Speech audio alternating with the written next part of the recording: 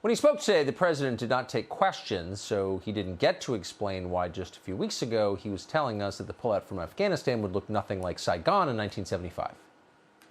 The Taliban is not the North Vietnamese army. They're not remotely comparable in terms of capability. There's going to be no circumstance where you see people being lifted off the roof of an embassy of the United States from Afghanistan. It is not at all comparable. Brit Hume is our senior political analyst. He's analyzed a lot of politics over many years. We're happy to have him here. Brit, thanks so much for coming on tonight. So how do you assess the politics of this for the administration? Well, I think this is a stain. It's unmistakable. The viewpoints across the board of this evacuation operation, of the pullout, the last piece of the pullout, have been uniformly the same, that it's a disaster, that it was horribly planned, it was misbegotten, the intelligence was bad, the judgment was bad, and the decision to do it like this was worst of all. Yes. And you're hearing that from all quarters now. And I think as people look at these images, the images will stay in people's minds. I mean, that pathetic scene on that tarmac today with people chasing that airplane, grabbing on someone falling off. I mean, people won't forget that. And it will be a stain on Joe Biden and his record that I think will endure. Now, it will fade to some extent, as things will.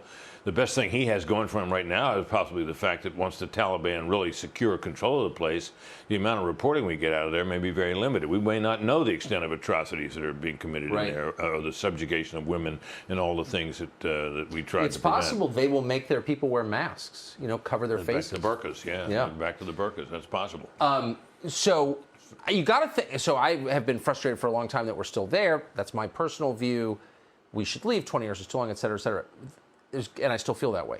So I'm glad we've left. But there's got to be some non-humiliating, non-chaotic, non-disastrous way to leave. Exactly right. I mean, the real issue today, the thing that Biden rather cleverly talked about in political terms was he talked about the decision to withdraw. Well, that ship kind of sailed a long time ago. We've been gradually withdrawing from there for years, and all that was in question was when the final pullout of the final remaining soldiers will be there. The mission of nation building, which everyone now seems to agree was a mistake, that has been abandoned for years. We've been drawing down our forces, but nothing we're doing there is nation building. How are you going to nation build with 2,500 troops, for God's sake? We were there as kind of military support for the Afghan forces, which seemed to be motivated by, not just supported by, but very much motivated by our presence there. And they, despite all the criticism that Biden leveled at them today, they fought long and hard and lost tens of thousands of soldiers killed fighting the Taliban. So there is that. But this question, this issue was all about how you execute the final pullout. And this was unmistakably, hideously botched. Were you surprised by it, considering? I was well, you hear these people say this, they say, we got a handle on this, we know, and all the rest of it, right? And, I wasn't as excited about the pullout as some others were. You and I may have a disagreement about that. But as for this, the execution of this piece of it, it's a disaster. And look, that's what he inherited. He inherited a drawn-down force about to be removed from Afghanistan. His job was to remove it safely and effectively. Right? And the consequences of his decision-making about how to do that are what we saw today and yesterday. This is on him. This piece of it is on him. I wonder if it'll be recorded that way.